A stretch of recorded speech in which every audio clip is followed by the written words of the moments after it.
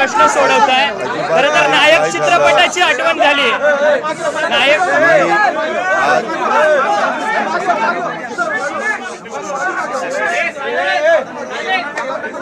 मंगळवारचा मुख्यमंत्री महोदय कॅबिनेट घेतात, आमची प्री कॅबिनेट असते, कॅबिनेट असते। आज जवळपास DPCच्या 36च्या 36 जिल्हे माझे संपले। 6-7 दिवस आमचे ते जिल्हे चाललेले होते। आज सकाळी आम्ही रायगड, नंतर ठाणे, नंतर मुंबई हे 3, कारण काल जरा एकनाथराव शिंदे साहेबांची तब्येत थोडीशी खराब होती, ते म्हणले उद्या माझे घ्या, तर ते 3 घेतले। आणि कॅबिनेट झाल्यावर तुमचा नाशिक आणि हे घेतलं, अहिल्यानगर। होतं काय पत्रकार मित्रांनो, मी नेहमी सांगतो, मी अतिशय स्पष्ट बोलत असतो, तुम्ही कुठल्याही बातम्या कशाही पद्धतीनं चुकीच्या चालवत असता।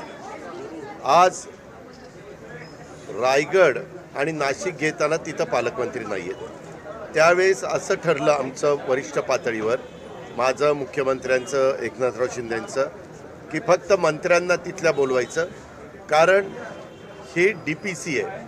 ह्याच्यामध्ये पुढच्या वर्षी आपल्याला वर्षभरात किती कोटी रुपये त्या जिल्ह्याला द्यायचं हे ठरतं। ते कसं ठरतं?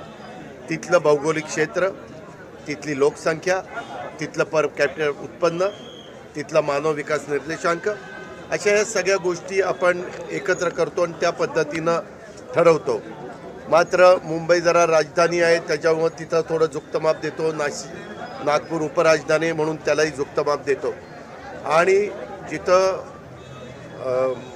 आकांक्षित जिल्हे आहेत किंवा तालुके आहेत, तिथं पण आम्हाला जास्तीचा निधी द्यावा लागतो। या सगळ्या गोष्टी आहेत। मी बघितलं तिथं TVला रायगडच्या एकाही आमदाराला बोलवलं नाही। अरे पण बोलवलंच नव्हतं ना मीटिंगला। मी तिथं दोन्ही मंत्री म्हणजे आपले गोगावले साहेब आणि अदिती तटकरे यांनाच बोलवलेलं होतं। त्याला पालक सचिव असतात, त्याला जिल्हाधिकारी असतात, त्याला मुख्य कार्यकारी अधिकारी असतात, त्याला DPO असतो। काही बघायचं नाही, काही नाही, बातम्या सुरू करायच्या। ही मीटिंग ही DPCची जिल्ह्याचा वार्षिक आराखडा बनवण्याची मीटिंग होती।